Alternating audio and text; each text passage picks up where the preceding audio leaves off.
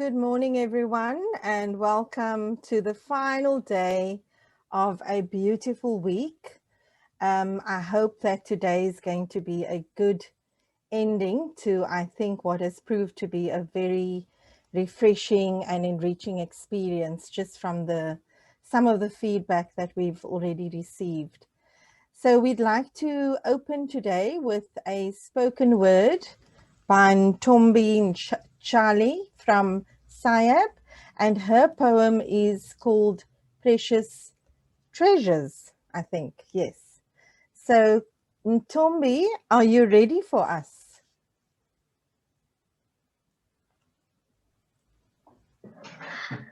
Hi, everyone. Hi, welcome. All right, let me just try to show. Can you see me? Yes, we can see you, absolutely. Okay. The floor is yours. Thank you. Thank you very much. My name is Ntombi Charlie, and today I will be sharing with you a piece of my writing, and I would like to take this opportunity. And my writing title says, Our Precious Treasure. It goes like this. Nature is our treasure. Nature is our treasure. It gives us joy and pleasure. It is the source of our existence, maintenance, and reference. Nature is our treasure. But the challenge of climate change, development, and overexploitation of natural resources by humans lead us to the exhaustion of nature, our very own treasure. Indeed, nature is under pressure. We already saddened by extirpations and extinctions which reduce our biodiversity. How will the future generations see this beauty? Thanks to museums and other biodiversity collection facilities for being the solution for preservation and conservation of our precious treasure. Different kinds of plants and animal species are owned by nature. Thanks to the museums and other biodiversity collection facilities for being the solution for preservation and conservation of our precious treasure, different kinds of plants and animal species, our very own nature, biodiversity collection facilities. Thanks for conserving our history, our heritage, biodiversity collection facilities. We thank you for conserving our history and our heritage through different kinds of specimens, drawings, and photographs. Those are great memories and great imagination stimulators to those who are not present at this time. Biodiversity collection facilities. You have become our precious treasure. You have become our precious treasure from which we derive our historical, cultural, and scientific education. Rise biodiversity collection facilities, rise. Rise museums, rise biodiversity collection facilities, rise. You are our precious treasure. You are our precious treasure. Oh, rise. Thank you. Wow, thank you. Wow, thank you. Oh, Well thank you, Tombi. Well Oh, done, that's well so done. beautiful. Thank you so much. Really beautiful. I love the words and I love the way you said the poem, and it really just links to our theme today, which is about caring for the network. So without even planning it, your poem has just very beautifully connected to our theme for today. So thanks, Ntombi. So on that note, yes, is somebody asking asking something? Okay, great. Thank you, Ntombi, for sharing and for doing it so beautifully. So we'll start with our orientation to the program. So I'm just going to ask Chanel to share our screen, the program slide. Right, so there you have it. So today's theme is about caring for the network, and we'll do our normal check-in in small groups. And then we'll go into a town hall Q&A where you'll be able to ask some questions. Michelle will be talking to the manual, and then we'll have an open space for Q&A, and the hub will be there to also answer some of those questions. And then we're going into virtual cafe conversations with those beautiful 3 overarching questions that we've been reminding you of looking at for this whole week. And that will continue after the tea break. And then we will end off by looking at the road ahead and really just focusing in on what does it mean for us to implement that manual, and how does it, what does it mean for us in terms of change, in terms of transformation, in terms of implementation. And then we will end with our beautiful closing, and just a reminder that hopefully you have your object or your nature, something, or your whatever it is we've asked you to bring that represents what you love, your passion. Please have it ready to share on screen, either by wearing it or by showing it, or by having it next to you. And then we will do our closing ceremony. So that's what our day looks like today. Okay, great.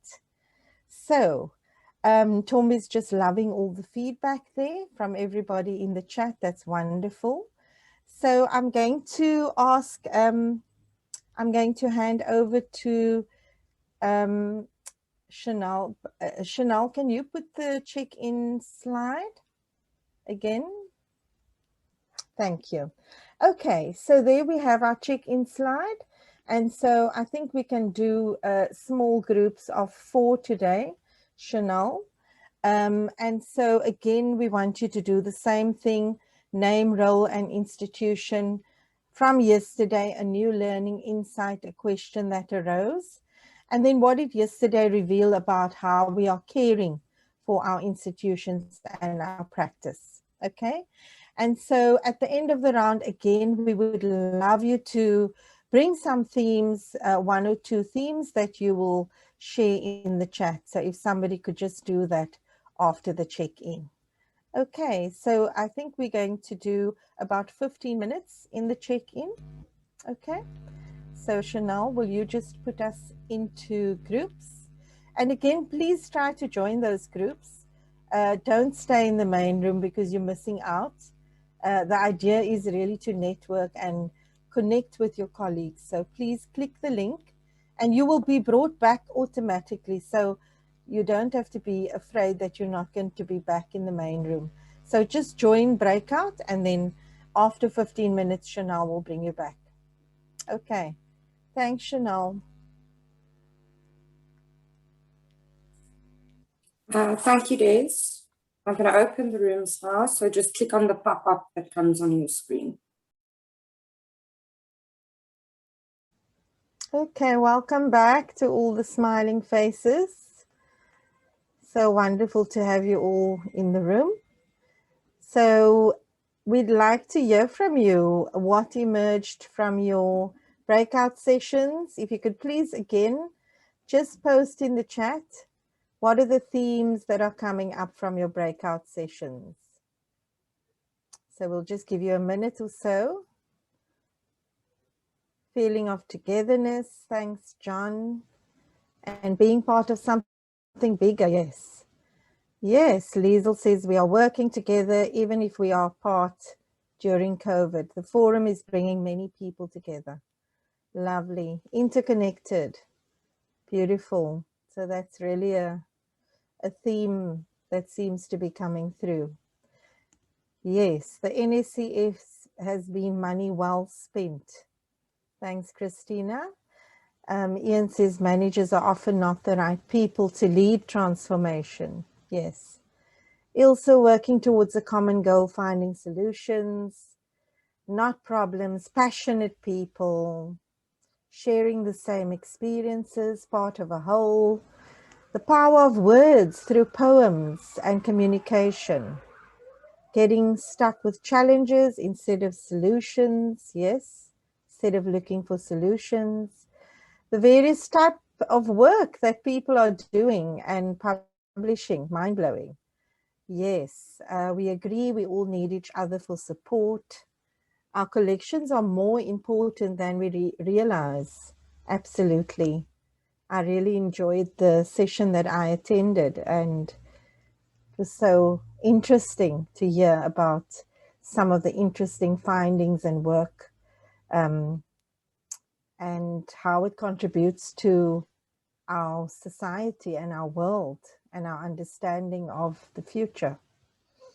Okay, so I think I'm going to stop there and say thank you to the small groups, and please continue to post. It's just great to harvest all these themes. It's really wonderful to harvest them. Okay, so I'm going to, at this moment, I'm going to hand over to Michelle for the next session. So Michelle, over to you.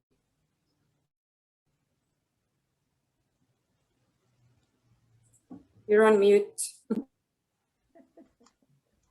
Oh, how many times have I heard that over the last? Most spoken word, you're on mute. Okay, good morning, everybody. This session, we're going to be looking at implementation of the manual. And we actually had hoped to do this presentation, I think, on the first day, but we were a bit pushed for time. So, Janelle, do you want to put up the presentation, please? So, we have run a webinar on implementing the collection management and conservation manual. It's now been published, and I think that all of you should have a copy of it. And we just, not everybody was at that webinar that we ran, but we just want to go through some really critical points about the manual. Next slide, please.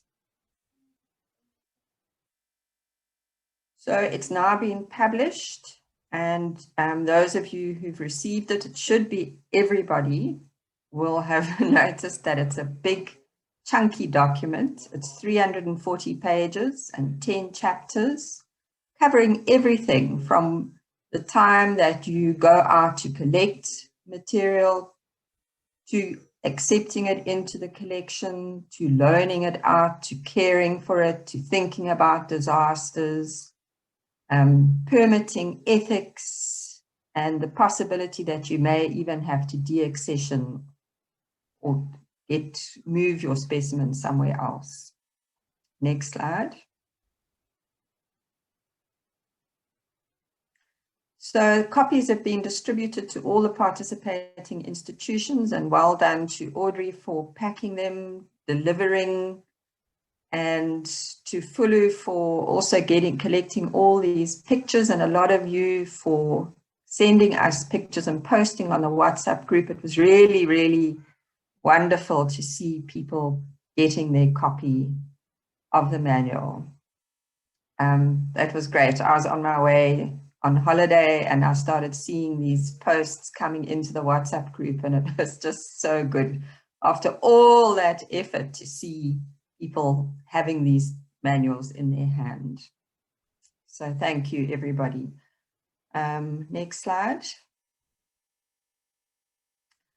So it's really a big milestone for us to celebrate having this manual out. It's taken 3 years to develop that manual.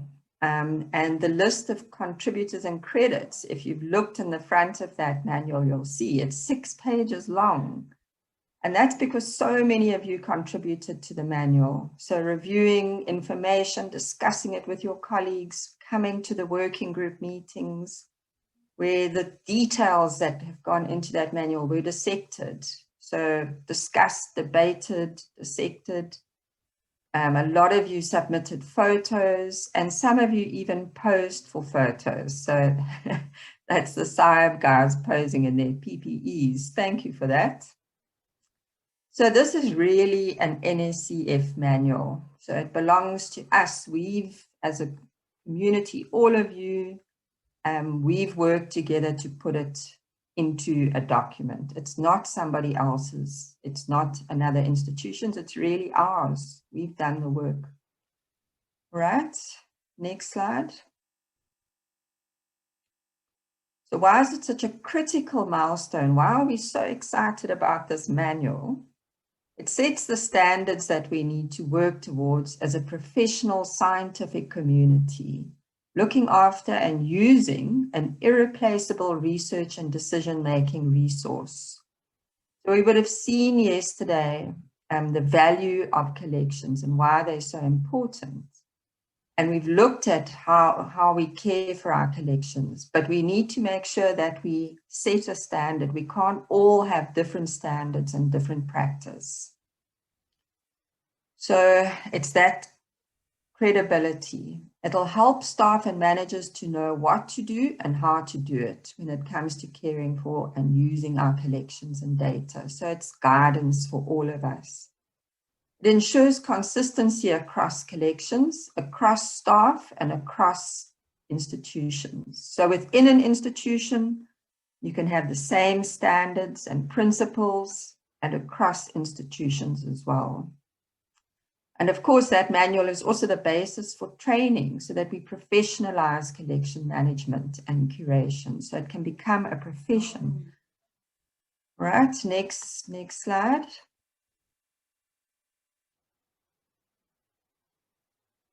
It's also a critical tool in our journey together as the NSCF. So transforming from individual isolated institutions where we all do our own thing as individuals, as collections, as institutions, pulling us all together into a credible and strong community that works together to do great things and that is recognized and respected. So it's a big part of our transformation journey, and that we become known for ethical acquisition and care of collections, and where we're known for the health and safety of everyone who works with these collections. And that we become known for fair and transparent decision-making about access to the collections and data. So it is part of our transformation journey. It's a really important part of that. Next slide.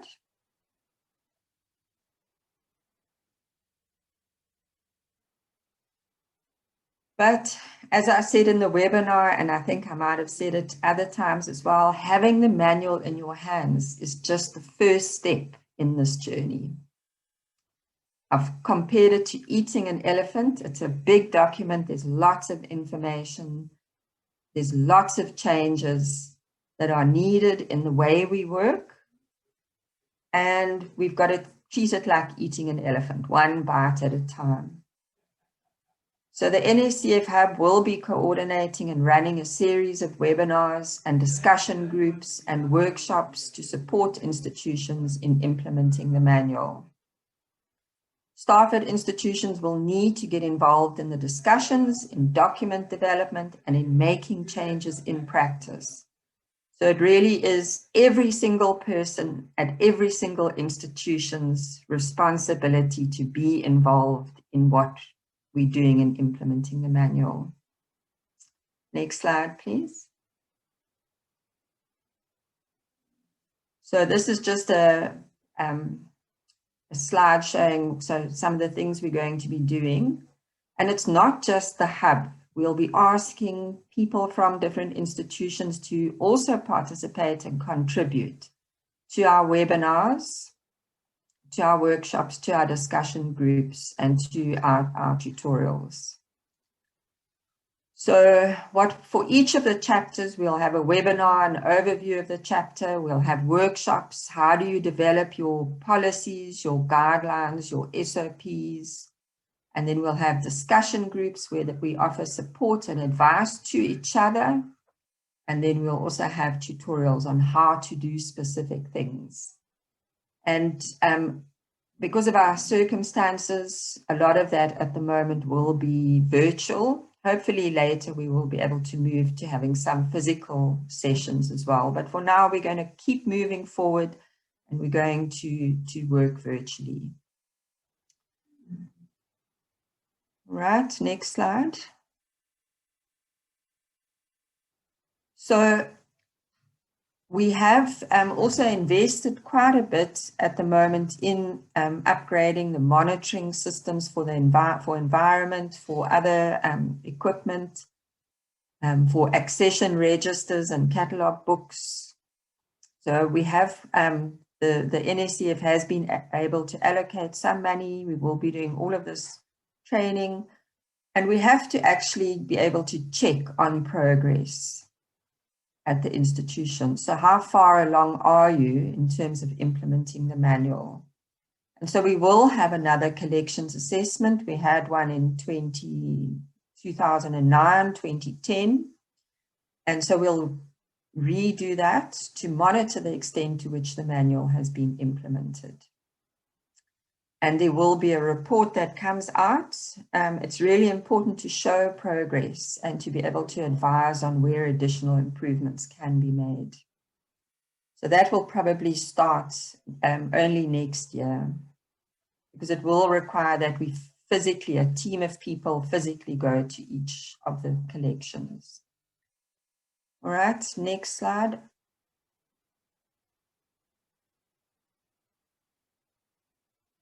So I think that's all from my side. So I don't know, Audrey, I don't know if you want to just add something very quick about the role of the working group. Sure, I can. So morning, everyone.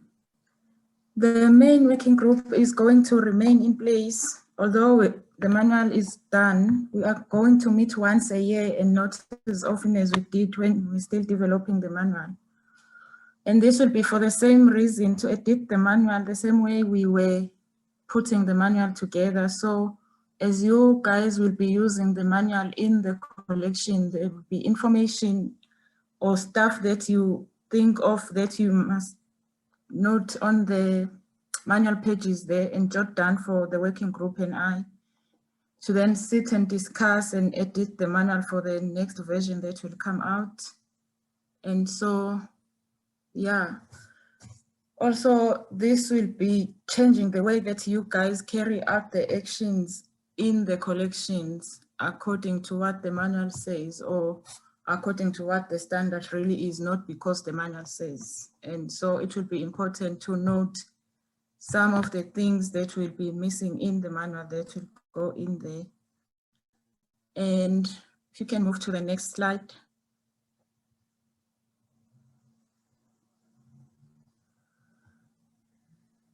With the completion of the manual, the next thing is obviously the implementation of what is in the manual. As Michelle has pointed out, there will be webinars, which we already have started with, and those will be followed by the discussion forums. We were just about to have our first one, but we thought to postpone it until after the forum. And we will soon have a date to communicate to the network of when our first discussion forum will take place. That will be just a discussion that will follow after each webinar has been aired, where people will discuss and give advice and support to each other on how they have implemented this or that activity of the manual implementation. Another thing that we are going to do is the guiding tutorials, and for that we would like to request the institutions to please participate, because that will be the institution showcasing the skills that they do have. And it will be in different forms. Sometimes it could be a video of an institution showing us how to carry out activity 1 or how to carry out this procedure. And then those will eventually be linked to a training. And yeah, I'd like to request, while we are all here, that people do put their names up, and I will obviously also be requesting people to participate as well as the working group members. But it would be nice if people were just putting their names up without being asked. And yeah, the whole point for this is to ensure consistency in terms of the standards as they appear in the manual or as they are recommended. And in the risk to collection sessions, we ended up speaking about the lack of succession plan. The manual will be a tool to fill in the gaps in terms of training and where a person has gone and there's no one left behind. And so I hope we really use the manual, and as Michelle has already pointed out, this should be an exercise for the entire people in an institution, not necessarily for a person who does this, because it's very important that we all are in the same page in terms of what the manual recommends or in terms of what the legal requirements are. And I think that's it for me. Thank you. Thanks, Audrey. All right, so there is one whole big chapter. It's a huge chapter on data management and data standards in the manual. And so, Ian, I don't know if you want to just give us a very brief note. Right? Yes, thanks, Michelle. Yeah, so I will be very brief. So what we need to be thinking about with regards data in the institutions is our policies around data. The important thing being that data need to be recognized as an institutional asset, just like the physical collection itself, and need to be properly cared for as a result. We've got the standards in the document which describe how we should be compiling and working with data. It's got some stuff in there about workflows and that kind of thing, all kind of geared towards data quality. And then one of the things that we need to do is basically a big review of the way that people are using Specify, including looking at the forms and queries, and just trying to standardize those and make sure that they are in line with the standard. And then we also need to be looking at workflows related to data. Chanel, if you can just go to the next slide. So, the Specify reviews is going to be a big part of this, because Specify is customizable, and we're seeing that people's databases are very different, and there's some sort of things that are problematic in particular databases. So we've actually appointed Mahlatse to assist with this. This is going to be one of his key responsibilities, and we've got a sort of an approach that we want to use, where we first engage with an institution, have a review of forms and queries, and just discuss, so talking to people about what kinds of things need to be done and what they would like to be done in their database. We'll document the changes needed, implement the changes, and then we can have a bit of a review and implementation cycle to get the databases up to scratch. There's also work that needs to be done in terms of improving data quality. So we're going to be running data quality tests and trying to identify errors in the databases that need to be fixed. And then also the georeferencing is going to be a big thing. So getting people to work on georeferencing collections. And I spoke a little bit about that in the session yesterday. Okay, that's it. Thanks. Okay, thanks very much, Ian. So I think we'll end it there. It's just, I think a real sort of plea to people to get on board with this. It really is something that can take us to the next level, or it can become something that's going to be really challenging. And it's not something that can be delegated to somebody else. It really is, it needs the involvement of all levels, right from the top down to every single member of staff. It's not somebody else's responsibility, it's everybody's responsibility. So thank you, and I'll end there. Thanks, Michelle. Morning, colleagues. Sure, it really is a milestone.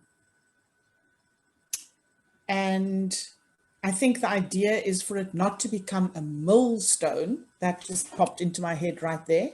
As I said, milestone. It is not to become a millstone around organizations already kind of overburdened lives and KPIs and tasks. So I think from the beginning, Michelle, we said the NSCF work is not in addition to what you are doing for your institution. It is an alignment, a realignment of how you are taking care of your own institutional assets and resources and staff and teams. So we really hope, I think our intention is that this manual is a milestone, not just for the hub team or for the authors or for the people that have been involved in the working groups, but for every institution, that it is that moment, that catalyzing moment for every institution to continue along a path of renewal and healing and transformation and just thriving. That is the intention, that it brings that refreshment that Phumlani spoke about right at the beginning of our NSCF forum, that it brings renewal, refreshment, that it really does bring growth to all our organizations and to our whole network, to our network as a whole. So colleagues, what we have done is we've opened a bit of space. So we've got about 20 minutes. And we just thought that at some point in the forum, before we say goodbye, at some point, we just needed to have a completely open space. And we call it the town hall question and answer session. So I don't know if many of you are familiar with the idea of a town hall session, where in the olden days, the whole community would pitch up at the town hall, and then people would be there. They would be there to ask questions, and people would be there to answer questions. All the different people that form part of that community would be accountable to each other. I think often it had to do with also the people who were coordinating or in a leadership role around the community.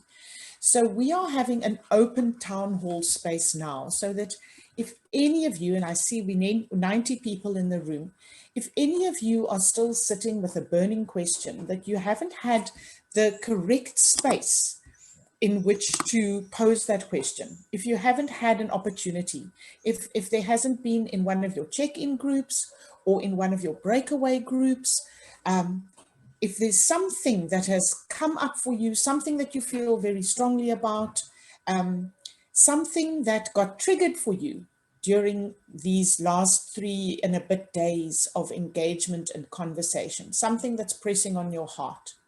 So this is an open space to share that, to share some questions, and hopefully somebody among us, somebody amongst the 90 of us will also be able to offer in some answers. So we don't have a lot of time, but we have created a little bit of time just so that there is that moment, there is that opportunity. If you are sitting with a burning question, that you can ask that question now. So you can either post it in the chat, if you prefer doing it that way. And Des and I, and Chanel will also help us. We'll keep an eye on the chat, but you can also just either raise your hand, but there are on my screen at least 4 pages of images. So we might also just ask you to unmute yourself and we'll just see how it goes. If we talk over each other a little bit, then we'll just be patient with each other, So either raise your hand, and you can do that, you can either do that by going to the participants button and raising your hands through that participants button, or you can just actually physically raise your hand if I can spot you on the screen. And as I said, Des will also assist. So the first question that we had was about the electronic, to be able to access the manual electronically. And Ian has just said that if it's not up on the website already, it will be soon. And Loki just said it would also be, he would also be interested in a PDF version. And Ian said, I think that there is a PDF version a bit earlier on in the chat. So Ian, do you want to just maybe give us an update on all the different ways of accessing the manual? I'm not actually the right person. Okay, is it Fulu? Is it Fulu? Yeah. Okay, let's hear from Fulu. We will be posting the PDF version soon, maybe today. Yeah, we just need to finalize a few things. And Fulu, so the PDF version will be on the website, is that correct? Yeah. Yes, on the website, and I'll share the link once it's up there. Okay. On the WhatsApp group and the Facebook group. And then Teresa asked a question, which is it available in a searchable electronic format, given the fact that it's such a large document? Is that something you guys have thought about? Yeah, Michelle? can I answer? Yes. Yeah, so currently it's not a searchable document. It was, I can assure you that it was the most horrendous process getting that document finalized and printed. It was not simple. So unfortunately, the Sanby publications people were overcommitted and we had to get an external person do it. And I went through 16 versions of that document before I signed off for it to go to print. At that stage, I just wanted the thing printed. And so we've got a PDF, and it's my fault that it's not out yet because it's a separate document for the cover, the back cover, and the middle. And I wasn't sure how to stitch it all together. So Fuller said she'll help me with that. And so that's where we are. It's just been like a miracle just to get that thing to this stage. We can look at what it takes to get searchable. We'll have to see what it involves. But yeah, so I mean, it's a good idea. And we've tried to make the manual so that, you know, the different chapters are color coded, try and make it easy to work with for people. But I think, yeah, I'll have to look into the searchable thing. Thanks, Teresa. Thanks for that interesting question. Bernard, you've got your hand up. Welcome. Yeah, thank you so much. And just if everybody could just introduce themselves, there might be somebody still that needs to meet you today on our last day. Yeah, I'm Bernard. I'm the University Curator of Fossil and Rock Collections at Wits University, but I also coordinate the various museums, a forum for the various museums on campus. And because there was quite nice publicity that came up when the manual came out, I got sort of half a dozen emails from other natural history collections on our campus who said, oh, where can they get the manual? This is wonderful. They knew nothing about it and they can't find anything about their discipline in the manual. And that involves human anatomy, which involves anatomical sciences, which obviously have other animals there as well, but also human skeletons, which they specialize in, geology, and our archaeology, who all say they are natural history collections and why aren't they part of the NSCF? So I'm appealing that this is something we should really reconsider because I think we've become bigger than what we expected to be. And I know initially the decision was to exclude these, for example, human anatomy being way too complex and what have you. But they were looking in the manual to see whether there was anything on human tissue ethics and things like that. And we're very disappointed that they're not part of this. So I think this is something we should discuss in future and seriously consider. You know, if you look at an organization like Spinach, the Society for the Preservation of Natural History Collections, they also include material culture from archaeology and all natural history collections, regardless of species. So I'm appealing that that is something we should maybe reconsider in future. Thank you, Bernard. Thank you. I don't know if anybody wants to respond from the hub team or from the community, from the whole community. Janine just posted in the chat, that could be volume 2.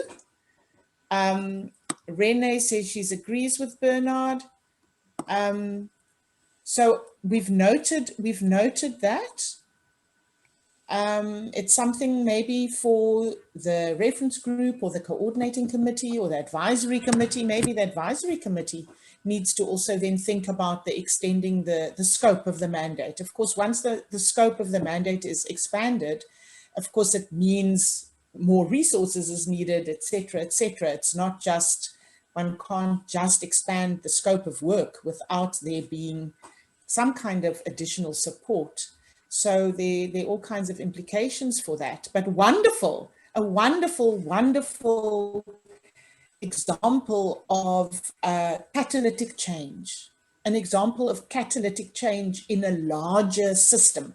So Des, maybe we can touch on that when we speak about change a little bit later on, about how the NSCF is becoming a kind of a catalyst for reflection and for renewal in some of the other sort of slightly more peripheral kind of communities. So Bernard, thank you for that. Can we move on to Pumlani, Dr. Tsimi? Over to you. Thanks, Chair.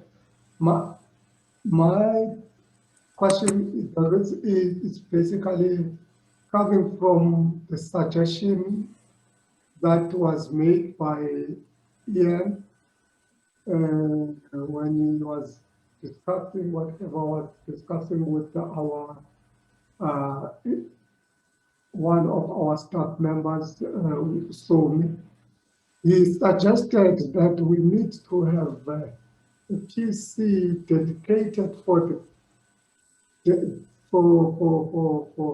kind of a data that you are having, including accessing our brands, updating our brands and other. But the challenge is, the reason why I'm raising it in this platform is that, honestly speaking, I don't think even if I can raise to him separately, is going to have answers for it, because there are some financial implications to it.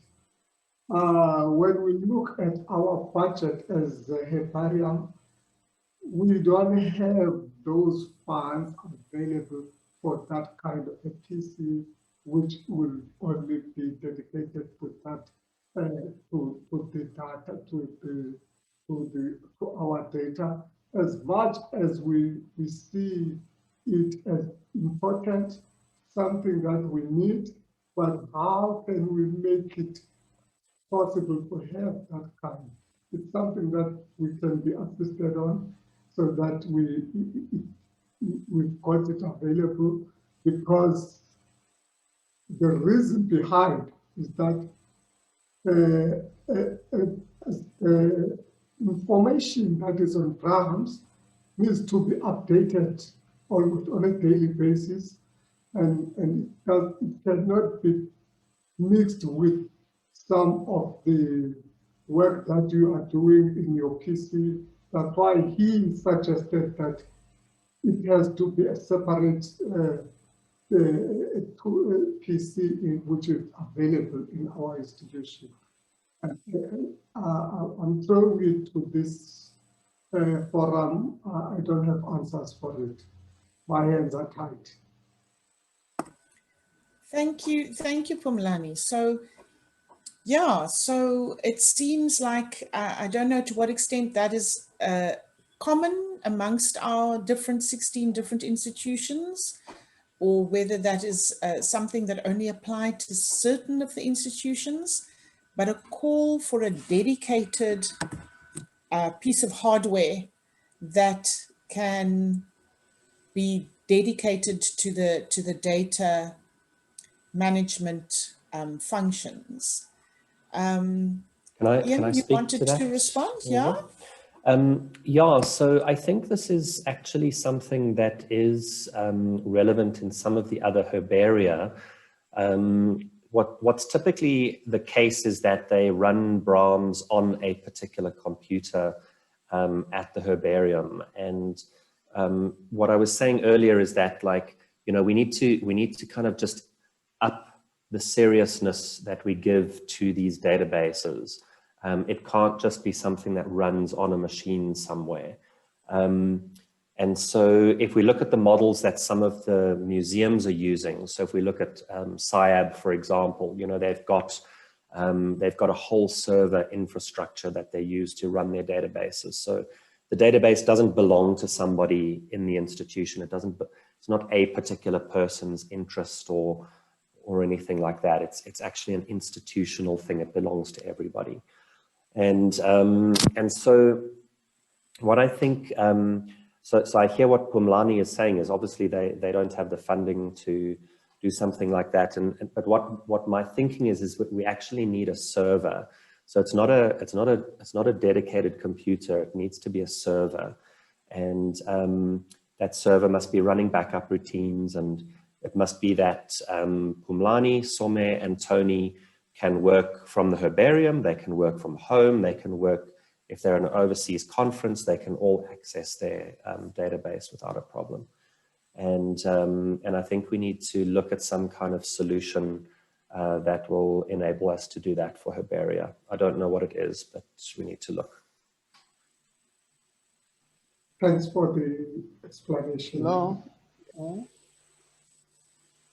Thank you for that. Thank you for Pumlani. Thank you, Ian. I think this is a very interesting conversation, and also this idea of actually moving towards a server. Did I hear somebody else wanting to contribute? Yes, you heard Bosnat. Good morning, everyone. Nkosinati, welcome. Thank you. So Ian, those institutions that already have servers like us, what is going to happen? Are you going to move us to other servers, or what's going to happen? And in terms of okay, I finish? No, so those. Go for it. Finish. Thank you. So those of us that have data managers, what is your plan in working together with them? Because I see all these wonderful plans that you are talking about, but are you interacting with our data managers?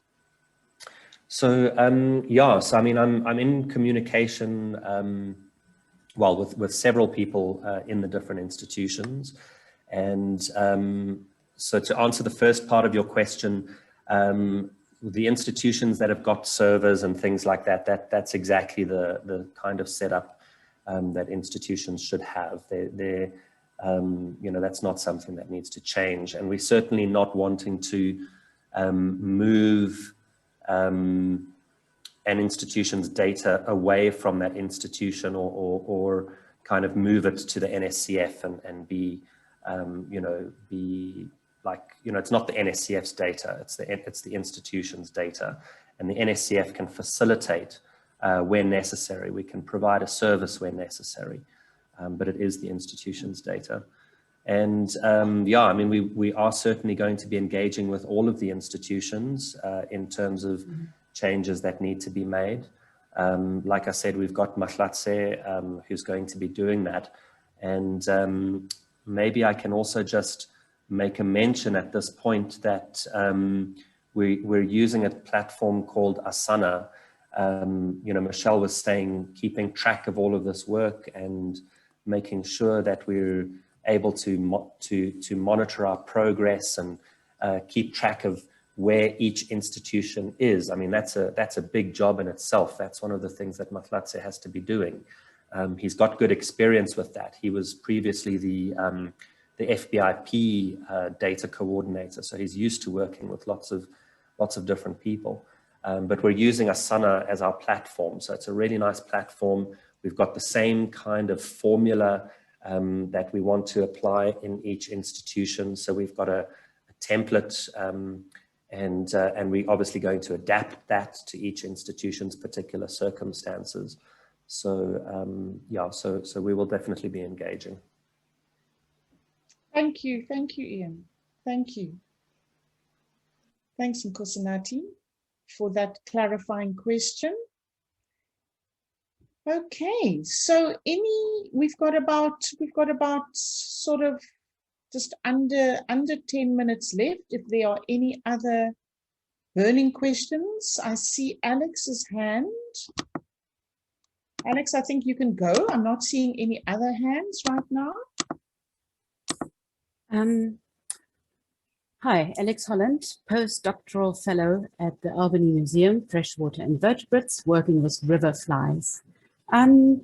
Especially in the small sessions, what I hear from a lot of people, and what I feel myself as well, is that we are all kind of sad that we miss some of the parallel sessions.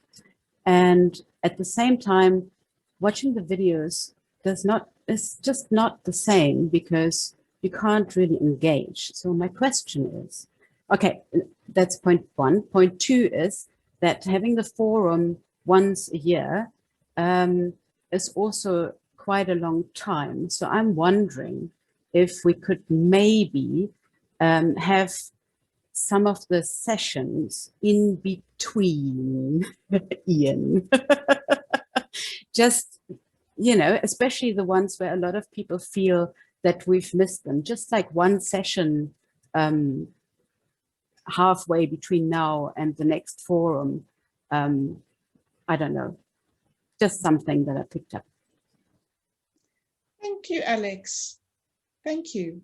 I think it's a wonderful call for really the whole community to come together, or have an opportunity to come together more often than once a year. So yeah, so I don't know if anybody wants to respond to that. I think that the webinars that the hub is going to offer, and some of the other sort of spaces that the hub is going to create, is open to absolutely everybody, if I understand correctly. So it is open to all kind of 170 odd people that I think that are informally part of the NSCF community. I think there's about 170 people that are currently informally part of the NSCF community. So I'm not sure exactly how large the database is that all these invitations go out to. So there is an opportunity to meet with colleagues sort of in a certain kind of regular rhythm, but pulling together the entire forum, getting permission for everybody at all institutions to all be available at the same time, that takes quite a lot of effort and energy and commitment, and so I'm wondering if it's realistic for us to have a mini forum more regularly. Michelle, you'd like to comment? Yeah, so I think that there will be a lot of opportunities for everybody to engage across institutions. I think part of that will be the webinars that deal with the manual and the discussion forums that will be open to everybody. And there'll be a lot of those. And then we've also started an engagement sessions with the scientists. We've had one, and we'll be having more. And through that, there was a call to have webinars where scientists present their work. And I think yesterday's session highlighted the importance of that. So it's not a forum like this a whole week, but there will be a lot of opportunities for cross-institutional engagement. It'll be almost every second week. And Michelle, maybe, Alex, if I'm trying to listen kind of carefully into what you were asking, I'm wondering if it might also be a request for some of the other, what Des has started calling vital skills. So Des refuses to call them soft skills. She refers to them as vital skills. Some of the resilience building, some of the self-care, some of the transformation sessions, some of the courageous conversations, some of the holding space those conversations where we hold space for people to come and just process what they're dealing with within their work environments. So yeah, I got a little bit of a thumbs up from Alex there. So it looks like that might be an part of what's being asked for. And certainly in some of the small groups that we were, people were expressing great sadness that the last time that they were in a courageous conversation was at the 2019 forum. And that so many of them had such high hopes that this would start a conversation in the institution or in the community. And now 18 months later, or 2 years later, they are having their second courageous conversation. And that is just too little, too late for the kind of transformation that we need to bring about and we need to live into as a community. So maybe we need to think about how we can bring some of those vital skills, some of those other dimensions of institutional life also into the space. Yeah, I also want to acknowledge Fred's comment in the chat. I loved seeing Fred's comment in the chat where he was saying that every day, as every day unfolded, you know, he realized the need for care and for share. And we designed the forum in that way that to alert us that we need to care for our collections, for ourselves, for each other, for our teams, for our institutions, for our network.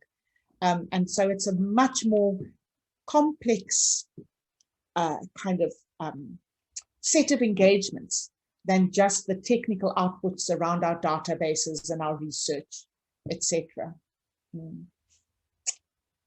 Yeah, Sunny has also just posted a beautiful comment in the chat. So we'll take that on board, I think, and think a little bit about how we can offer more of those spaces in on a more regular basis. Colleagues, we've come almost to the end then of this open space. Is there any last burning question before we go into our cafe conversation rounds?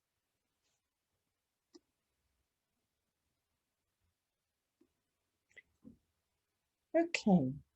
So thank you for that, and we want to encourage you to make use of your cafe conversations. If you're one of those people who don't really like speaking up in the really large group, then please make use of the cafe conversations to voice out what it is that you are facing, what it is that you are dealing with in your particular institution, and that is really what this space is about. So Chanel, can we just then remind colleagues about the 3 overarching questions and the cafe conversations slide, whichever one comes first? Yeah, so there are our 3 overarching questions. And colleagues, the way it's going to work is Chanel is we're not going to follow the classic World Cafe methodology, where we all do different questions at the same time. That proved too hard for us to work out from a tech perspective. So we're going to do the 3 questions in consecutive rounds. So we're going to do a first round, question 1, the green question, a second round after tea, which will be the orange question, and then a third round after that second round, which will be our purple question, our personal question. So Chanel will put us into random groups. She will bring us back when it's tea time.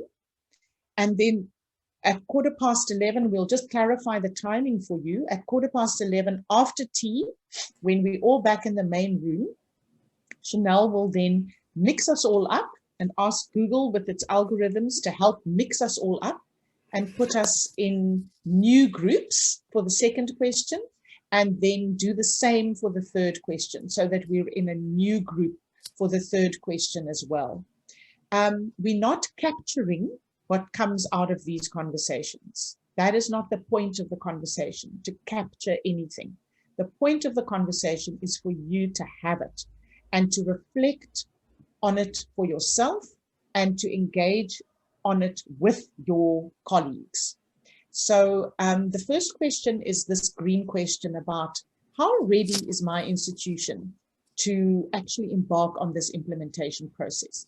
What do we need to do? So we know that when we plant a garden, you can't just go and scatter those seeds or bring those stems, whatever they are, those little things. There has to be conditions of readiness for something to grow.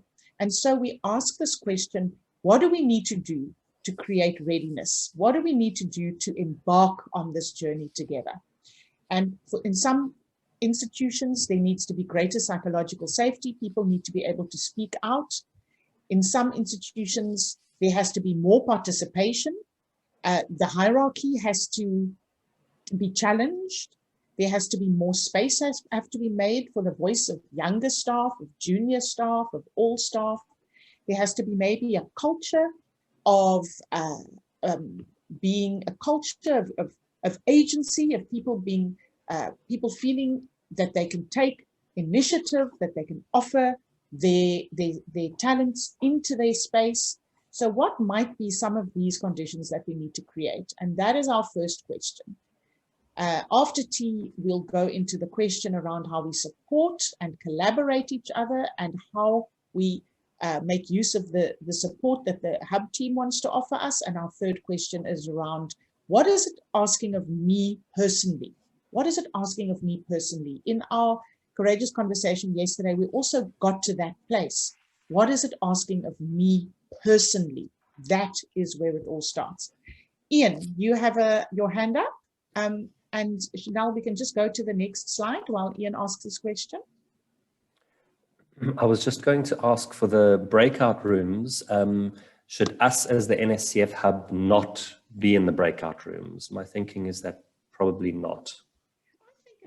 I think it would be a great opportunity for you to engage in the breakout rooms. So it's your personal choice, but my sense is that it will be wonderful for whoever finds themselves in your small group, for you to be able to hear what people are wrestling with, and for you to be, sometimes people don't feel they can be completely open if the NSCF hub is watching. That's a problem. That is something we need to reflect on very carefully. That is something we're going to have to do some deep introspection around. So, okay. So colleagues, the idea of the World Cafe, this is just a quick slide with some of the guidelines. You can see that listen is the big one. How we listen to each other, how we listen together for patterns and insights that come out of our conversation. Contribute is another big one. Are you contributing your own insights? It's very important to actually have some fun. This is a wonderful opportunity to engage with your colleagues. Facilitate yourself. If your voice dominates the space, be very aware of that. Hold back, give other people an opportunity. If you're normally somebody who silences yourself in these spaces, challenge yourself to take your space. Challenge yourself to make your contribution. We want to also link and connect our different ideas. And we want to sometimes slow down the conversation a little bit. Don't try and go immediately to a kind of a problem-solving mindset, but see whether we can slow the conversation down and say, take a deep breath in, a deep breath out, and to settle ourselves and to think in a slightly more reflective way about the state of our institutions and their readiness to embark on this process of manual implementation. So with that, Des, I think we can go.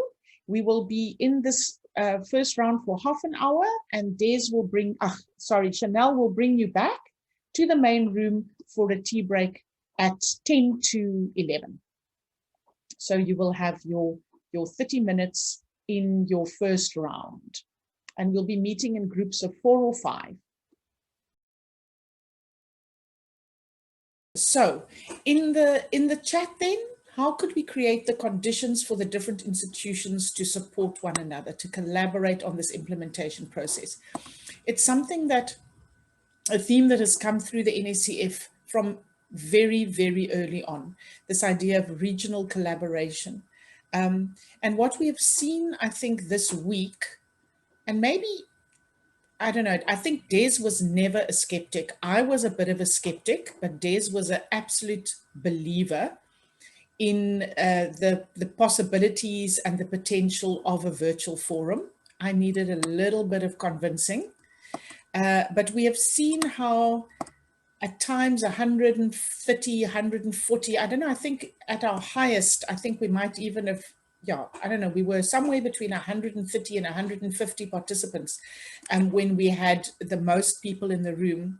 And we will see what you say in your feedback forms later on today, but our sense is that people really have had an opportunity to connect and really have had heart-opening experiences, really have learned something, felt that they've contributed something. So this idea of collaboration really is possible despite the constraints of time and of distance and of money and of COVID. We just need to be creative, and we need to have the vision for it. So thank you to Des, and thank you to the rest of the Hub team that held so strongly onto this vision that a virtual forum would be possible and would be meaningful. So, and also again, how can we make best use of the Hub team's support? And it is so amazing to us every time we engage with the Hub team. They really are servants of the NSCF in the best possible sense, as in servant leadership, as in being of service. All they want to do is be of service, is to be of support. They live with their hearts and their hands and their minds wide open just to be there, to be of support. So how can we receive that in a way that would really make a difference in our institutions? What might need to shift? What might we have to let go of? What might we have to embrace to be able to work differently, more collaboratively, and supporting each other more? So with that, enjoy your next round of cafes. I so hope you're going to meet a new colleague again or connect with a colleague that you haven't seen for many months. Thank you to Chanel. We'll bring you back in about 20 or so minutes. We will bring you back to the main room, and then we'll have our last round of the cafes. Enjoy everybody. Colleagues, where does it all begin? Where does it all end?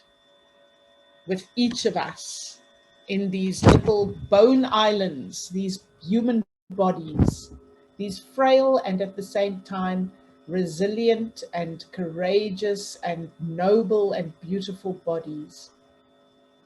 There's this beautiful blessing, I think it's from Serbia actually. It says, "Be humble, for you are made of mud. Be noble, for you are made of stars." Isn't that beautiful? So it all begins and ends with us, colleagues, with our individual efforts, with our individual integrity, with our individual courage and initiative. And so let's go into our last round. I hope you meet maybe a new colleague that you might not have had the opportunity to speak to for a long time. And it's a quiet opportunity for you to just reflect with each other on what is our personal tasks, what are our personal responsibilities, our personal challenges, what role can we individually play in taking the next steps forward on this journey. So there are different roles. There's the idea of convening a group to begin to have the important conversations. There's the whole advocating with leadership or with your colleagues for the implementation of the manual. There is quietly beginning to experiment with new ways of doing things. There are so many different ways in which we individually can give expression to the change that we want to see around us. So for 15 minutes, we're going back into our last round of our cafes to reflect on our personal role in the implementation process of the manual. Thanks, Chanel.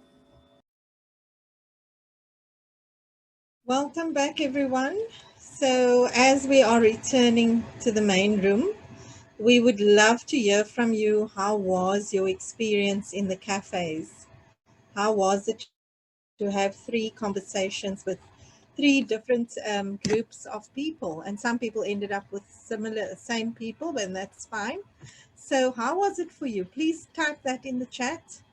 We'd love to hear from you, how was it there? And maybe you have some overarching themes or learnings. So please just put that in the chat. Anything that emerged for you from those three conversations, or how it was to be in those three conversations.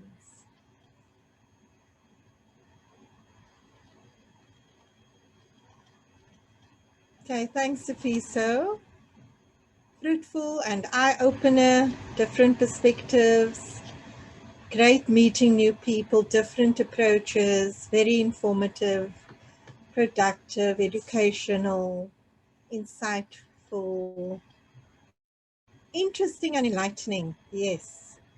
Great. Bonding. Okay, wonderful. Not as scary as we think. Yes. Small chunks at a time and we will get it done. Lovely. Yes. Identified areas of concern. That's good. Excellent. Okay. Drawing attention to some of the potential issues.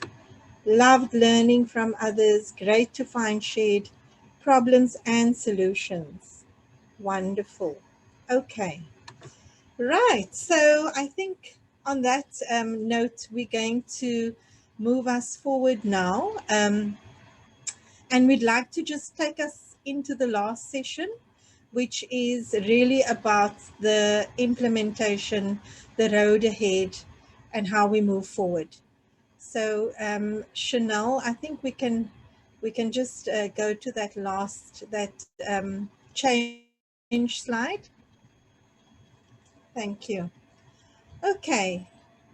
So you will see there's a beautiful graphic on your screen done by our wonderful animator, James Durno, who joined us in the last webinar. Myself and Ilse ran a webinar on change, and it was quite short.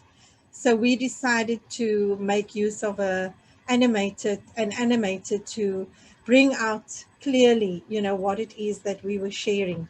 So in the preface to the manual, Michelle Hamer speaks about 200 years of how things were done. And in moving us forward with this implementation manual, we are trying to look at transformation and doing things differently to how they have been done for 200 years. So you can imagine the big word that pops out is change. So what does it mean for us?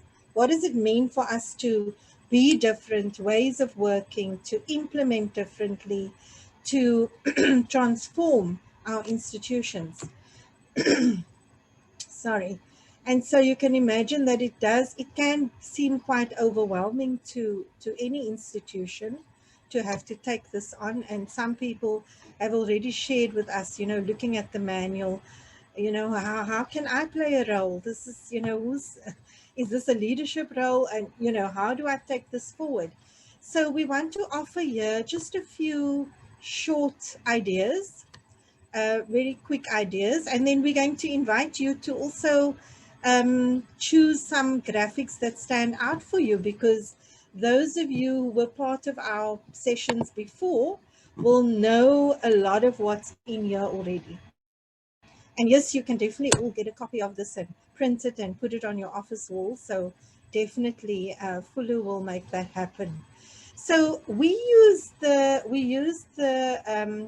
word change, and we took each letter of the word and we just mapped out, a few key areas that we feel is so critical. So if I can just alert you to the top left corner, you will see the complex. C stands for complex living systems. And so this is how we've worked with complexity in the institutions. We've helped you to see how to actually lead, how to be, how to work with a complex living system as an organization. And we also said to you that it's about being change catalysts. So C also stands for change catalyst. And what does that require? You'll see the little person with the heart and the big amplifier there. Courage, champions, new ways of thinking, and being a convener. So that was the C letter. And of course, care is a big one for us, self-care, care for each other. And that's been a huge theme in this forum. So I'm going to stop there, and I'm going to invite you now to share in the chat, or you can just unmute yourself and speak any of the other letters that stand out for you. So you'll see there's H, there's A, there's little graphics that go with each, and maybe there's a picture, maybe there's a word, maybe there's something that you feel speaks strongly to you.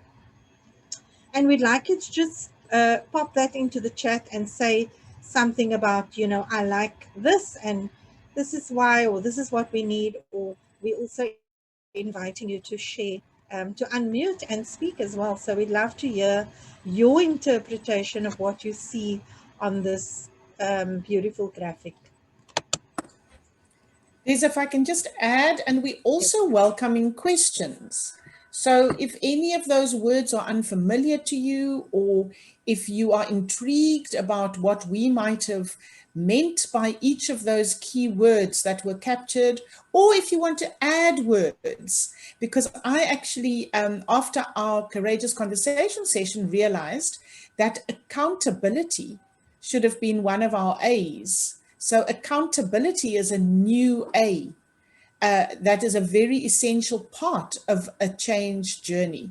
So if you want to also add any new words, or if you have any questions you'd like Des and I to elaborate on a bit more. Thank you. Okay, so lovely. I see people are putting the chat: communication, engagement, shared vision, A's for action. Anything else? Cooperation, yes. Credibility, yes. Flexible, action. Excellent. Adaptability, holistic. Wonderful. Growth. E is for energy, yes, definitely. Yes, Aisha, that's a big one. You know, I think the impact of the pandemic has been huge, and to find energy in these times is really, it's quite, you know, it's quite demanding and requires huge reserves to find to find energy. A is for agility. Thanks, Vizile. So while we're seeing the chat happening, oneness, thanks, Rasiba, like that one. Any thoughts or any words of wisdom from anybody? Anything that, you know, maybe there's a conversation that you had during this forum, and one of these words just have, you know, jump out at you. So, is there anything that you want to connect to from some of your conversations during this time? Or something that's dear to your heart?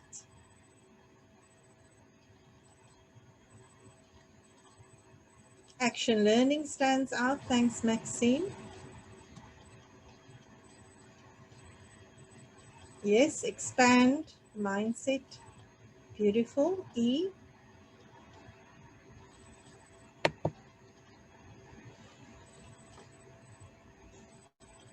Go for it. Yes, G.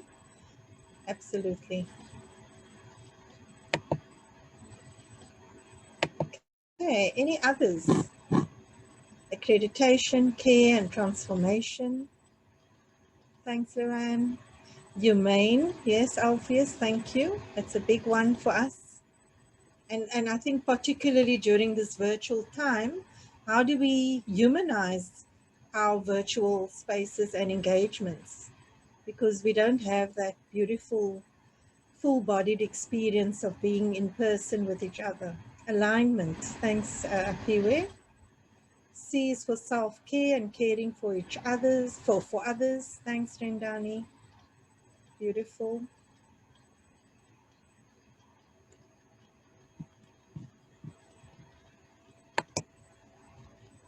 embrace this new normal. Yes, thank you, Aisha.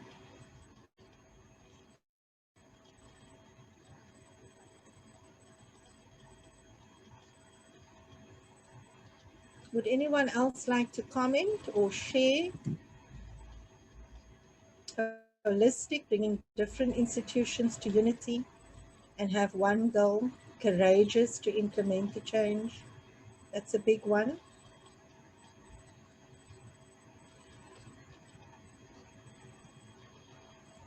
And one of the things that came up in our conversations was about, you know, the younger generation and needing to step forward and take your power and initiate, activate, you know, what that requires. G, genuine. Yes, genuinely. Thanks, Alpheus.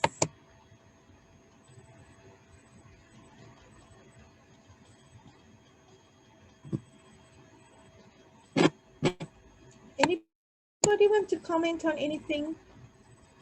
Anyone else would like to, or ask a question?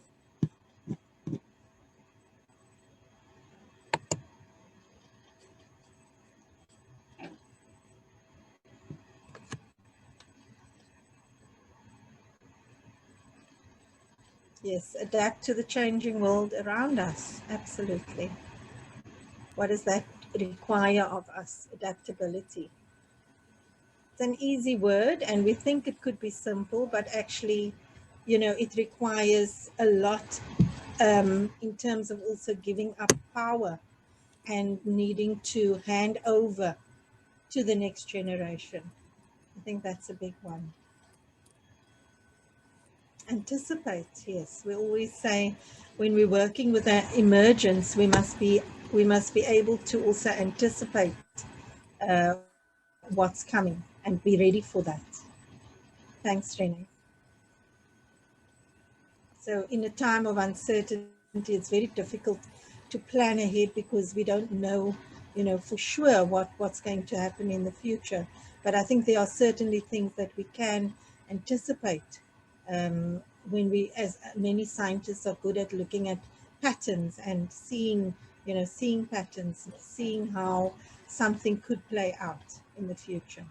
And I think similarly in our organizations, you know, can we start to anticipate what might happen if we do not do any of these things? If we just put the manual on the shelf and don't engage, just let it gather dust. You know, what is the cost of not changing? What will happen to us? Okay. Ashton, thank you. We should all have an equal experience in the workspace. Not everyone feels that this is happening. Yes, that's a big one. So how do we create a sense of equality? Not just saying we have so many junior scientists, you know, so many Black staff members. It's not about the numbers. It's about really giving everybody, you know, the space and valuing and allowing people to grow into their full potential and not using power to actually discriminate. So I think that's where we felt very strongly about decolonization and transformation. So we actually linked it. So you will see the decolonization icon, you know, the falling statue, and we actually linked it there. You see the little arrows, the transformation, and James did a beautiful job of putting it into the, flowing it into the butterfly. And that creates the butterfly, you know, linked to the butterfly effect and the critical mass that we need to transform. So transformation is not going to happen on islands, but we need coordinated efforts. And I think this came up in our transformation session yesterday, where we said that, you know, institutions, you can find yourself to be very lonely and struggling, but if we can join our efforts, if we can coordinate them, if we can create a critical mass, then we will create that groundswell that's needed for change. Liz, do you see Anthony's hand? Oh, sorry, Anthony. Go ahead. No, that's fine. That's fine. Thanks, Liz. Thanks, Ilse. No, I just, something that struck me was just also to say that I think we need to also be aware that it is challenging to implement any of this change, So, I mean, we've noticed that I've experienced this recently in something we've been trying to set up at our organization. But I just think we must just be ready for that there's going to be a lot of resistance always. And I think we were in our team, when we were setting this up, we were a bit naive about it. And so we were a bit shocked by it. But I think what we've learned is that just to be prepared for that resistance, because this culture is so ingrained within our organizations, it's not going to just fall away very easily. And to just keep hitting that nerve again and again and again until eventually, you start making progress, but not to be discouraged by that, to almost just that resistance means that you're doing the right thing, that means that you're asking the right questions, you're hitting the right nerve. Yeah, that's all I wanted to say. Thanks, Anthony. Thank you so much. Sorry that I missed your hand. Are there any other hands up?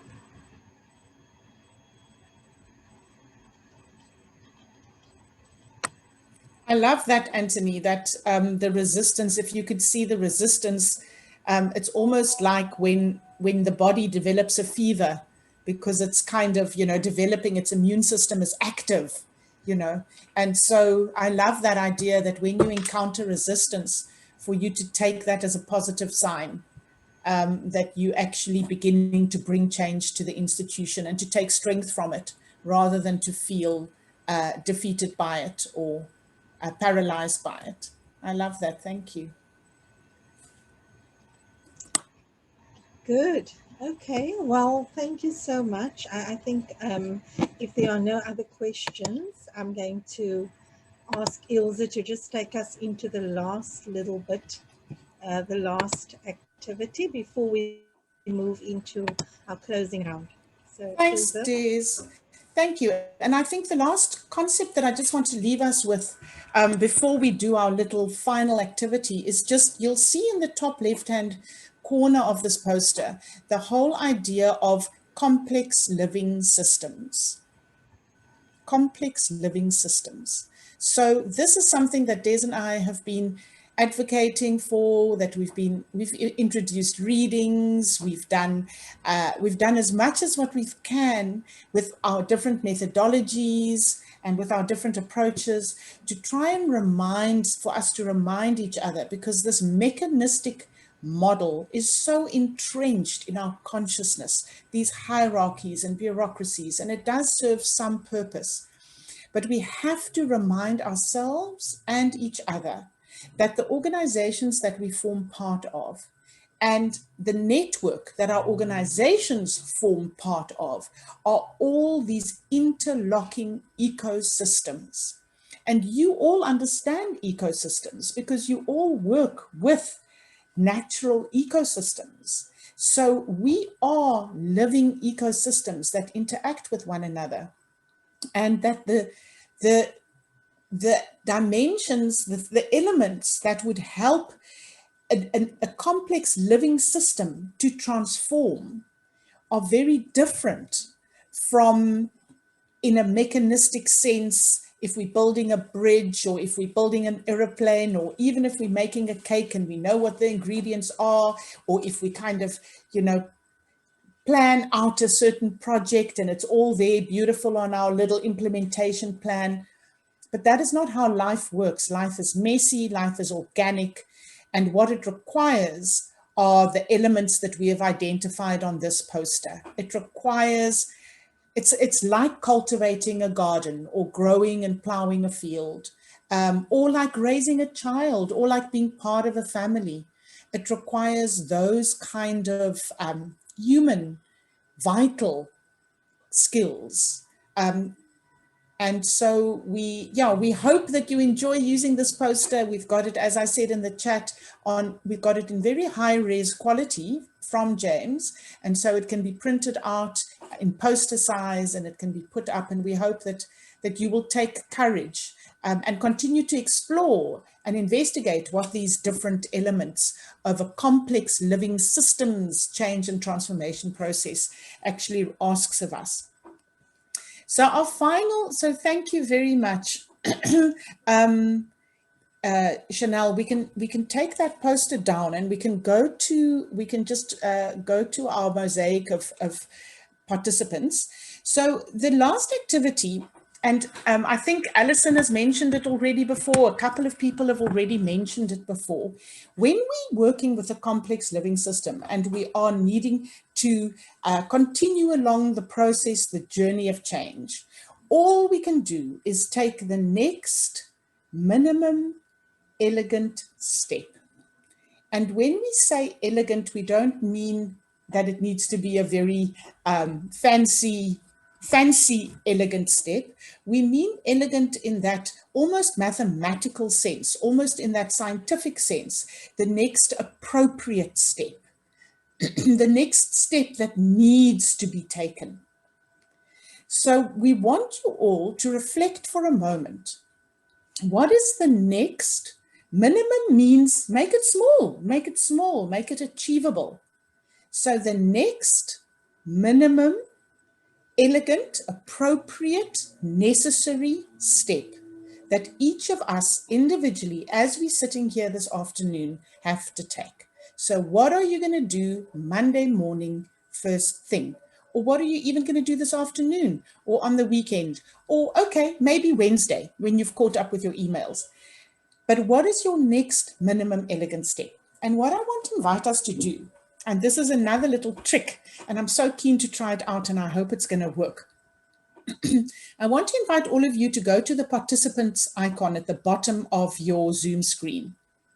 So you might have to exit full screen if you're in full screen mode and go to your little participants icon.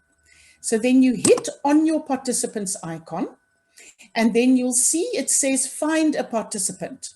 So either you type your own name in there to find yourself, or you scroll down and look for your own name on the participants list.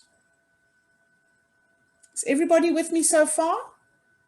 I think I can see Erich frowning all the way from Cape Town. Now there's a smile. So you hit on the participants icon. It opens up a little tab. There you scroll down to find your own name. Has everybody found their own names? Can I get a kind of a little sense of thumbs up? People have found their own names. Then you'll see, if you hit on your own name, you'll see it gives you an option that says more. More. Can everybody see that? So now you hit on more. And then it gives you an option to rename yourself. So then hit on rename. And once you've got rename, it says enter a new screen name. And I'm inviting you to type your next minimum elegant step into that block so that we will all be able to see on the screen each other's next minimum elegant step. So after you've typed your next minimum elegant step in there, and I must admit I haven't thought of mine. Okay, I go okay, and there I have changed my sort out my forum notes.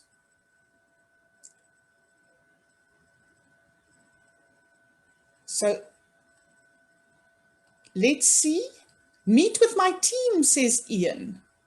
Curriculum for training, says Michelle. Convene session with, oh, it doesn't give us enough detail there. Convene session with, Anthony is going to convene a session. Engage with my team, says Erich. Convene a gathering, says Alison. Write research material, says Bernard. Update colleagues, says Renee. Finish NSCF question 4. Read the manual. Attend data management training. facilitate, mentorship, hit the lab, prepare my presentation, read the manual, finish assignment, get some feedback, more self-development.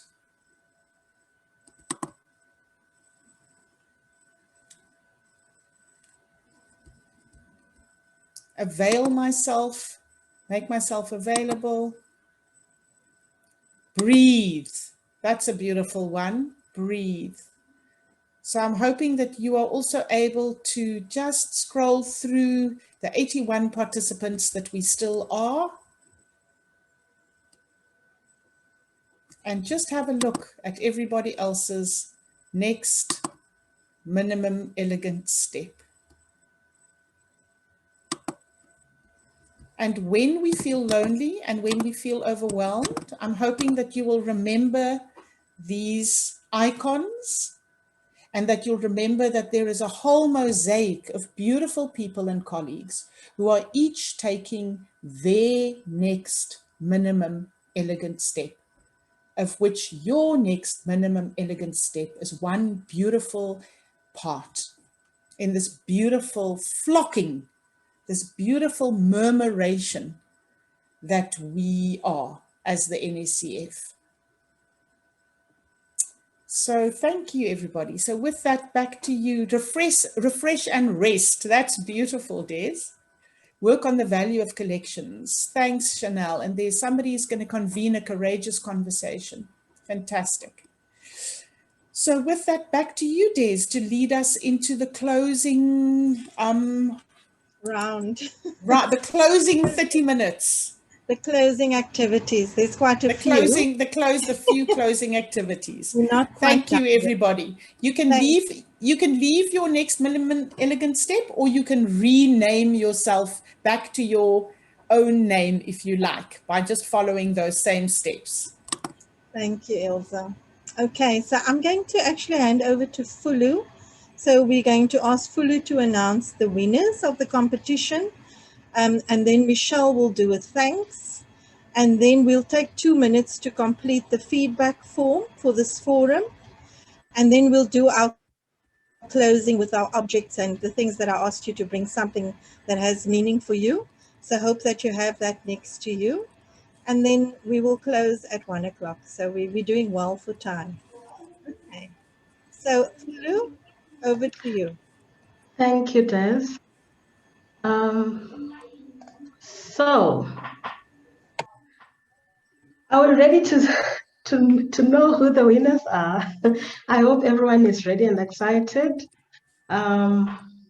Just before I start, congratulations to all who made it to the run-ups and to the winners. Well done.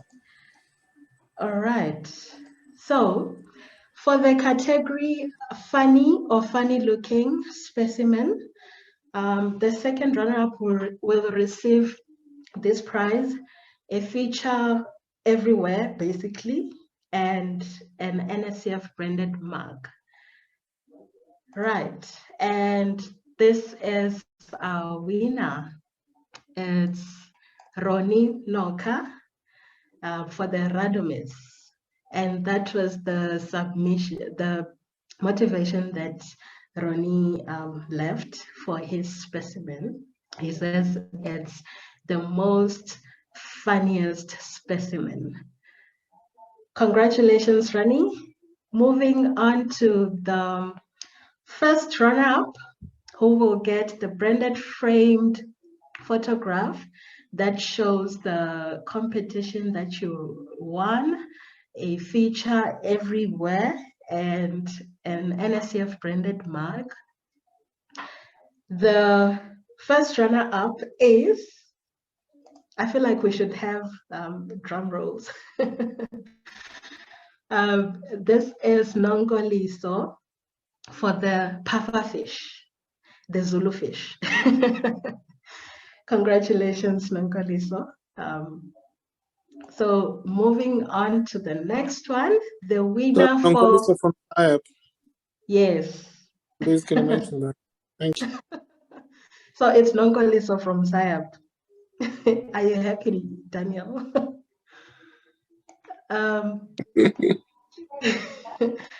So the winner takes all. So the book voucher, the branded photograph, the features, and the mug, the NSCF branded mug. Drum rolls, please. Someone please do some drum rolls. The winner is Charles Carter. From I'm the guessing Durban Charles Natural is- Science Museum. Yes. All right. Thank you. Congratulations to Charles and the team. And I have to agree, this is funny. This is just funny. It's their display, and the photograph on the right it's from far, so you can just see the size of it. It's quite small, but it's funny. It's beautiful. Congratulations, you guys. Let's now move on to the next category, the ugliest specimens. So for the second runner-up, I'm not going to repeat the prizes. I'm sure we all know them by now. So the second runner-up is Luann Curtin for the Holland type specimen. Congratulations. It does look ugly though. But I must say, the Holland that I saw, I don't remember where it is, but it was beautiful. But this version looks ugly. Moving on to the first runner-up for the most ugly specimen, it is Maxine for the, I must have made a mistake here. I don't have the name of the actual specimen, and I don't have a description, but congratulations, Maxine. Sorry, the family name of that plant is Moraceae. It is the jackfruit. Okay, there you have it. Congratulations. Now to the winner of the ugliest specimen that we have in all South African collections. So here it comes. It's Nongoliso. This is her second win.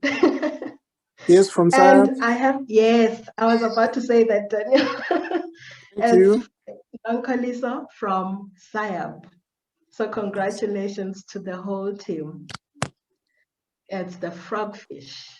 It is ugly. All right, let's move on to the next category, which is the iconic category. The second runner-up is Bernard for the Taung skull. I was about to say Taung child, but this is not the entire specimen. So congratulations, Bernard and the ESI team. Well done. So the first runner-up coming up is Nongoliso again. Nongoliso from Sayab. Congratulations. You guys are rocking this competition. You are killing it. Well done. It's for the great white shark. Oh, I see a mistake there. Well done. Congratulations. And the winner.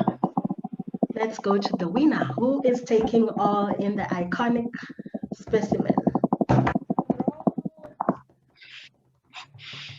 And it is David Allen for the dodo skeleton. From the Durban Natural Science Museum. Thank you. Durban Natural Science Museum. Well done to you guys. I feel like it's the same teams that are winning this competition. But maybe I should put a disclaimer there. This was decided by you. It's not decided by the hub or anyone else. So if people won, it's because they supported their team members. So well done to David and the Durban Natural Science Museum. Moving on to our last category, the most beautiful specimen, the specimen that we will all like to look at and just, what's the word? I forgot the word, but gaze at, yeah. So for the second runner-up, it is Jermaine Mukhwai, I think, for the convolvulus hawk moth. I hope I pronounced that correctly. Congratulations. She says, it is the eyes for me. You can't say no to those eyes. Unfortunately, I don't see the eyes, but it seems like people agree with her. Congratulations, Jermaine. Moving on to the first runner-up for the most beautiful specimen, it is Marinda Kukemur for the frog on Nymphea. I'm sorry, guys, I can't pronounce that, but there you see the frog. So well done to Marinda and congratulations. Now to the winner. The most beautiful specimen in the whole of South African collections is, yes, it's the 2-in-1 mollusk. It was entered by Kerry Hunter. It's beautiful. It's so beautiful. It's so complex. I don't even have to understand what it is or how it's made or whatever. It is beautiful. I'm sure people will agree with this. So congratulations, Kerry, and everyone who has won will receive their prizes in the coming weeks, and you will have those prizes in hand. When you get them, send us photos. We want to see it. We want that engagement and excitement. Use the WhatsApp group or the Facebook group, anything that has the community in it. So thank you so much for your participation. We really appreciate you taking part and having fun with us. It's these kinds of things that really make us a community, and we are really grateful. Congratulations and thank you. Thanks, Des. Thank you. Thanks so much. That was such a beautiful idea to do this photographic competition. So I'm going to hand over to Michelle to do the thanks for us now. So Michelle, over to you. Okay, thanks, Des. So this is actually part happy and part sad. It's sad because I only say thank you at the end of the event, and it is sad for it to be ending, I must admit. It has been a really, really nice break from all the other happenings in the world, and just to focus on each other and on ourselves and on our network. And so I really want to say thank you to Des and Ilse for putting the program together to help us to really do something positive for a whole week, at least 4 days of the week. So thank you very much to Des and Ilse and the other people on the team who organized and put together the forum. So it was the Sipho, Chanel, Fulu, Audrey, Ilse Olkers, and Des, who were the team. They were the task team. Thank you very much to you. And then to the other people from the NSCF hub who did all the tech things for the different sessions. So Ian and Bronwyn, Mashlapsi, Margaret and Ilse, and that's Ilse van der Merwe. So thank you also to Ilse for the photography, putting all the photos and everything together for us, and Margaret for the video, and I think also Fulu for all your promoting and Facebooking and tweeting and WhatsApping and really working hard to make everything known and to put pressure on people to submit photos. You've done an amazing job. Just been like busy doing all of this. So, and then thanks to all the people who presented in different sessions, put your presentations together, the people who did their wonderful creative contributions, and then to all of those people who helped us to get something set up at your own institution to help people to be able to participate, like Durban Museum, you know, just seeing your big hall there and your people there, and others who did the same thing. So thank you for doing that for the staff. It helps, it's really helped a lot. And then thanks to everybody who's participated in the forum. So of course it can't be a forum without all of you. And so I just want to say thank you to everyone who's shown up, stayed engaged, gone to the breakout rooms, stepped out of your comfort zone, contributed to discussions, put lots of information in the chat, lots of questions. It's been a really engaging session, and that we have to say thank you for that. It really has made this a dynamic forum. So I think, yeah, thanks to everybody. It really has been an amazing week. Thanks. Thank you so much. Thanks, Michelle. And so I'm going to ask Fulu now just to take us through the feedback form, how that's going to happen. So Fulu. Okay, so I am posting on the chat the feedback form. If you can please just take this moment to fill it in before you leave the meeting, before you leave the forum. We would really appreciate that. And just help us find out how you found this forum. This will help us to plan better next time and to know what you really need from us whenever we have these kinds of events. So yes, that's it. Thank you, Des. Okay, so we're going to actually give you a few minutes to do that now. So click on the link, it won't take long, and just do the feedback and submit it.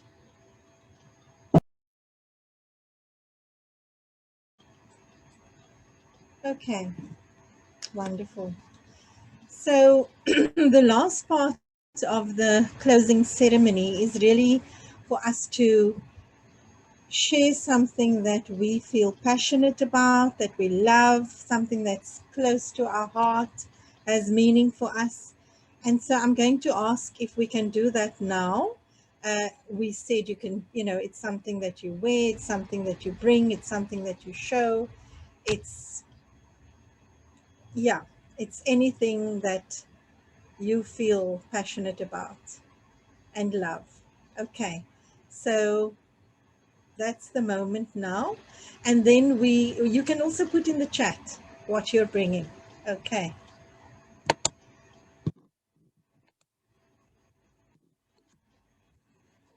Oh, Ilse, your little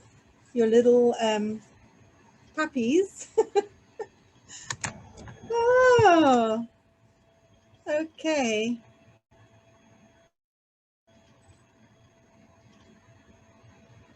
Let's just hold it there. And I hope that somebody's going to get a picture of this. So let's just freeze and hold. Oh, I'm just loving the family members peering in there. That's beautiful. Beautiful. Animals, pets, jewelry. Wow, specimens. Okay. Hats and caps. Okay.